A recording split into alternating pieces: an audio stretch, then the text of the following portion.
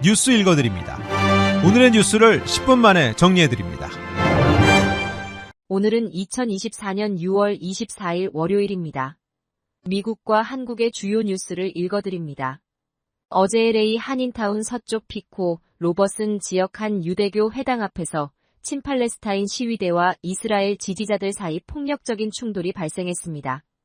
LAPD는 어제 오전 11시쯤 친팔레스타인 활동가들이 유대교 회당 앞에서 모이기 시작했으며 곧바로 이스라엘 국기를 든 친이스라엘 시위대와 마주했다고 밝혔습니다. 이들 두 시위대는 처음에 폭언을 주고받으며 대치하다가 이후 몸싸움으로 번졌습니다. 실제 소셜미디어에 올라온 한 영상에는 주먹을 날리는 사람들, 그리고 몸싸움을 벌이는 모습이 담겼습니다.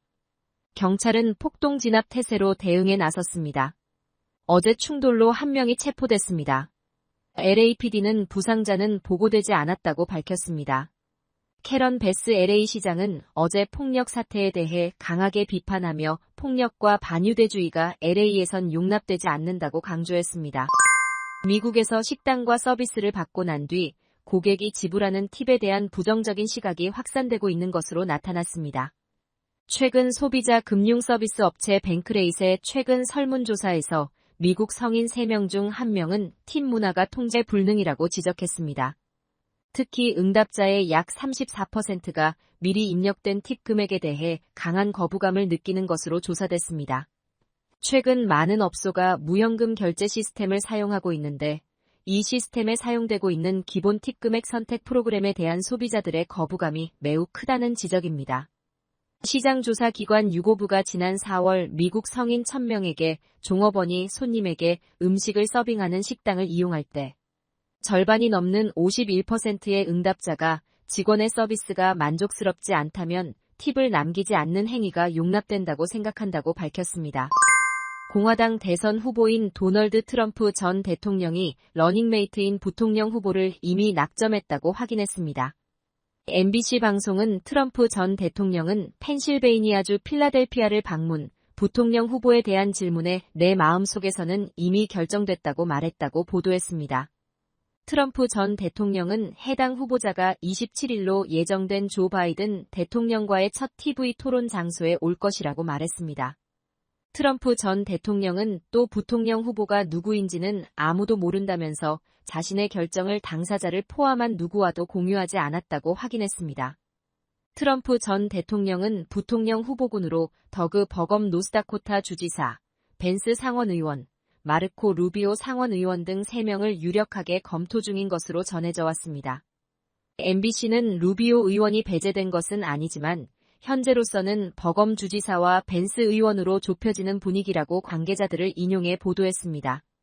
헌법 규정상 정부통령 후보는 같은 주에 거주할 수 없기 때문에 트럼프 전 대통령이 루비오 의원을 러닝메이트로 택할 경우 트럼프 전 대통령과 루비오 의원 둘 중 하나는 플로리다에서 거처를 옮겨야 합니다. 연방정부의 초부유층 대상 증세 정책을 찬성하는 등 바이든 대통령의 슈퍼리치 증세가 미국 상위와 중산층의 지지를 얻고 있다고 영국 파이낸셜 타임즈가 보도했습니다. 시장조사기관 유고부에 따르면 주택을 제외한 자산 규모가 100만 달러 이상인 미국인을 대상으로 실시한 여론조사에서 과반이 바이든 현 대통령의 주요 경제정책인 보다 진보적인 세금 정책을 지지하는 것으로 나타났습니다. 800명의 응답자 중 거의 60%가 1억 달러 이상의 소득에 대해 현행 최고세율인 37%보다 높은 한계세율을 지지한다고 답했습니다. 바이든 행정부는 개인소득세 최고세율도 현행 37%에서 39.6%로 상향한다는 계획입니다. 바이든 행정부는 개인소득세 최고세율을 연소득 40만 달러를 넘는 개인과 부부 합산 연소득이 45만 달러 이상인 가계에 적용할 방침입니다. 파이낸셜 타임즈는 바이든 대통령의 경제정책에 대한 믿음이 1980년 이래 최악의 인플레이션으로 훼손됐지만 일부 부유층은 여전히 바이든이 트럼프 전 대통령보다 더 잘할 것으로 생각하는 것으로 보인다고 전했습니다. 연방 대법원은 다음 달 미국 정치에 큰 충격을 가할 3건의 판결을 잇따라 발표합니다. 3건 모두 2021년 1월 6일 도널드 트럼프 대통령 추종자들의 연방의회 난입 공격 사건과 연관되어 있습니다.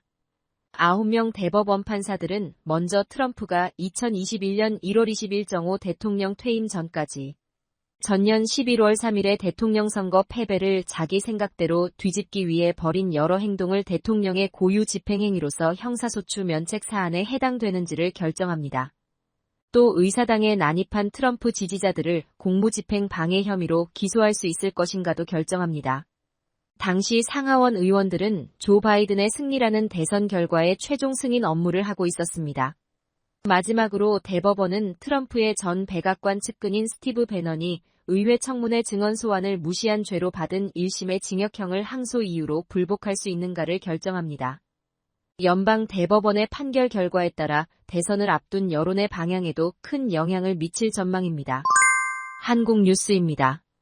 경기도 화성의 1차 전지 제조 공장에서 강력한 폭발과 함께 큰 불이 났습니다.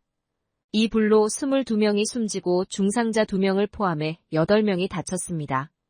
화재 현장에서 발견된 시신은 장례식장으로 옮겨졌지만 신원을 확인하기가 쉽지 않아서 빈소를 마련하는 것도 어려운 상황입니다.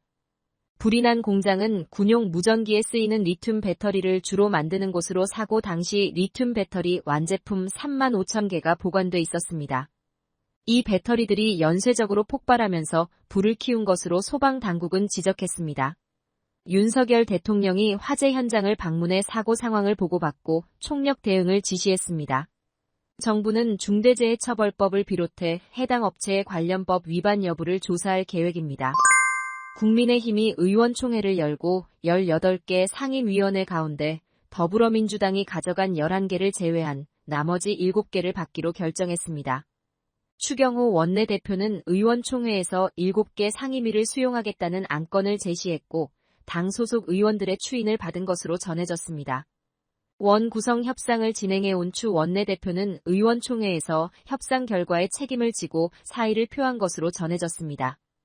국민의힘의 의사일정 거부가 사실상 해제되고 조만간 본회의가 열리게 될 전망인데 22대 국회가 출범한 지 25일 만에 원 구성이 마무리 수순에 접어들었습니다.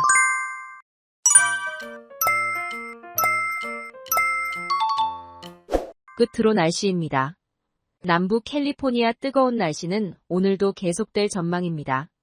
LA와 오렌지 카운티는 낮 최고 기온은 83도, 밤 최저 기온은 66도 예상됩니다. 벨리와 인랜드 엠파이어 지역 낮 최고 기온은 94도, 밤 최저 기온은 69도 전망됩니다. 해안가 지역은 낮 최고 기온 77도, 밤 최저 기온 65도 예상됩니다. 산간 지역 낮 최고 기온은 82도, 밤 최저 기온은 51도, 사막 지역은 낮 최고 기온은 104도, 밤 최저 기온은 75도 전망됩니다. 오늘의 뉴스 읽어드렸습니다. 고맙습니다.